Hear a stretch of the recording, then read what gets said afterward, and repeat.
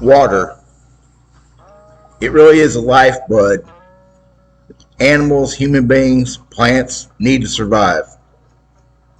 It's all about the water. We're going to talk about that in just a second. Why you have to have water to find artifacts, arrowheads. D.W. Verts, Hick Billy Outdoors. We'll be right back, and we're going to talk about places and how to find more points and why it's all about the water.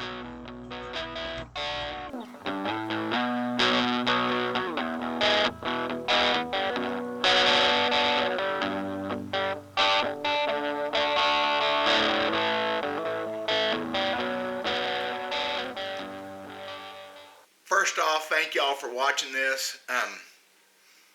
I've done a video like this 3 or 4 times in the last year, 4 months. I've done these videos, but I have a lot of new folks watching. I have some interesting questions sometimes, and I don't think you can go over the important stuff too much. And this is important stuff. So, bottom line, it from Indians, modern Native American Indians for last 1,000 years, all the way back to pre-paleo, the oldest known folks that ever come to this country, to modern day folks like me and you today, we have to have water. Can't get by without it. The difference is those folks did not have a convenience store or a grocery store to go to. They had to have that water easily accessible. That means they lived close to good water sources. So I try to tell folks, they're looking for points the first time, they're struggling to find points, which I struggle. That's another video I need to do someday about how much I really struggle. I've done one like that. It's not easy. But you want to look for what I call old water in the territories. I call where ancient man lived the territories. It's the same places we live now to a degree. You look at every major habitation, every major city seems to be on a river, right? The kind of water I'm talking about, streams, creeks, rivers, man-made lakes don't count unless they're on a river, which they usually are. Wait a minute. We'll talk about that some other day. Natural lakes. The Great Lakes have to have artifacts around them. Lake Okeechobee in Florida. Okay? I had a kid say, well, I've been looking around ponds and not finding anything. You're probably not unless the pond is built where the artifacts were to start with. And I found some tremendously good points and pieces and different things in dried up ponds, on pond dams, around ponds, because they were dug out of places in the territories where people lived. That makes sense? I try to make sense. Sometimes I ramble. I get that. When I'm talking near water, that's all relative. But if you take a map, and there's hydrographic maps, I think that's the right term, that show just waterways. You combine that with a good topographic map, you can have some things happening. But still, so if you take a stream that's run down through here like this, and you draw a mile on either side, that is your main territories. Streams, rivers, creeks, etc. A half mile's better, a quarter mile's better yet. And if you can get right next to that creek, next to that river, you're going to be better off yet. Except remember, I don't know if I state this often enough, that rivers and creeks change over time. I've seen maps where the Missouri River, they thought ran 3,000 years ago. And actually it's pretty close to where it runs now. But in between, it's moved a mile here and a mile there. And so it's all conceptualized. You got to put in your head that we need water. We need water for our supper. We need water for cooking. We need water for cleaning. Bring it to me. How far do I have to go? I have some pretty good places that are a full mile from the nearest real stream, and that's on the bluff side, so it never was any closer, right? Then the other thing are springs. Springs are magic. Not wet water seepages, springs that run. I had people say, well, springs dry up. The springs I'm talking about don't. They're pumping thousands of gallons out a day around, the springs I'm talking about around here, and millions of gallons a day some places. So water is everything. Water was the lifeblood just as it is today. They had to have water. So to narrow down your places to look, to figure out where to start, you start near old water. So that's simple. Everybody get that. Where at in the water? Man, arrowheads and artifacts are where they are at. Okay? It's just what it is. That's why it takes so long. Once in a while you hit a lick, once in a while you get lucky. I love getting lucky. It's not happening much anymore. I'm going to work on that. Other than digging where they haven't been disturbed for thousands of years. You have to have ground that's been turned over, messed with, dug in, whatever.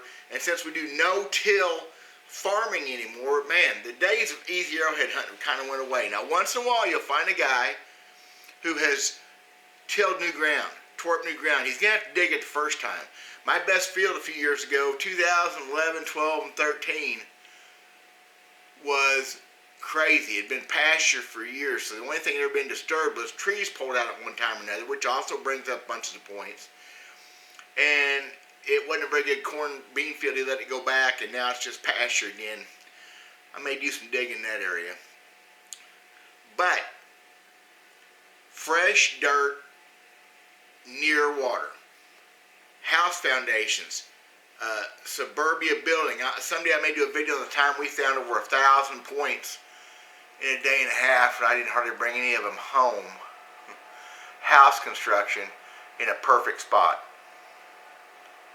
Road cuts, things like that. Wherever dirt is disturbed. Other than that, you got to be in the creeks, and you got to dig yourself. That's kind of all you have going for you. Okay? Nature brings up a few from time to time, floods and things. Most of the time, you got to make it happen yourself. If a farmer or landowner or somebody building a house isn't doing it for you. When it comes to creeks, streams, rivers, the best percentage-wise. I'm trying to be as honest and simple and not make it sound like a big secret thing. Creek ditch intersections where ditches feed into the creeks, and the ditches themselves sometimes, because the floodwaters, high waters don't affect them as much, so if there's anything in the fields around them, sometimes that's where you look. Intersections and directly downstream have always a horrible word to use at this, are generally that first 100 yards downstream from an intersection has over and over and over, especially in the best spots, which is, that don't happen very often either. Am I rambling too much? Intersections first 100 yards before, but you got to look at that next 100 yards, next 100 yards, next 100 yards. I've had people ask me how long I look. I look forever.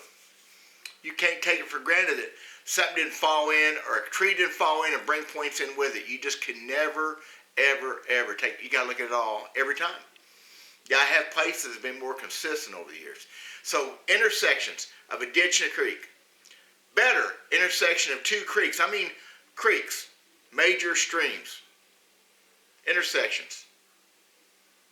Better yet, a creek into a river. Better yet, a river into a river.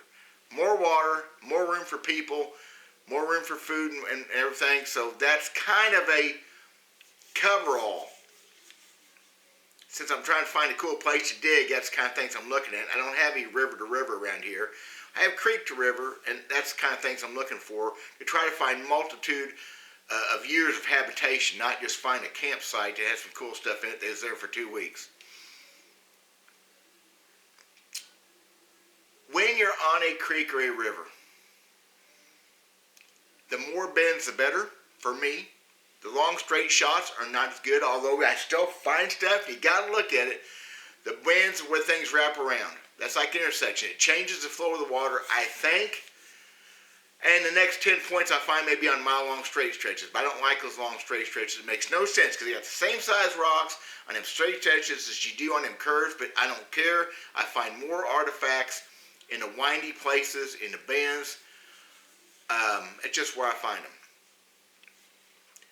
If you have a chance to look in fields and in plowed dirt around creeks, anywhere can work. If you can figure out the mound thing, it helps.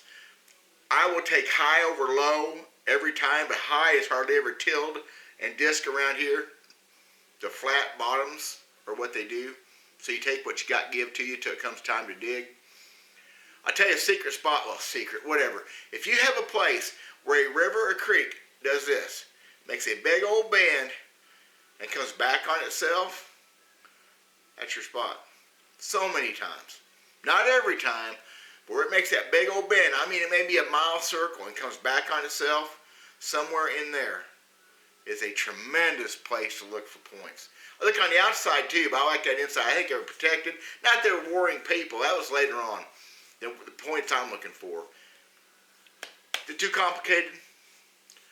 I look high and low. I look in the creeks. I look in the straight stretches. I look in the crotches. I look in the bends.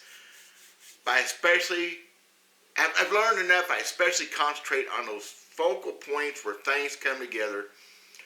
And one of my best spots, there's 3 ditches that intersect the creek within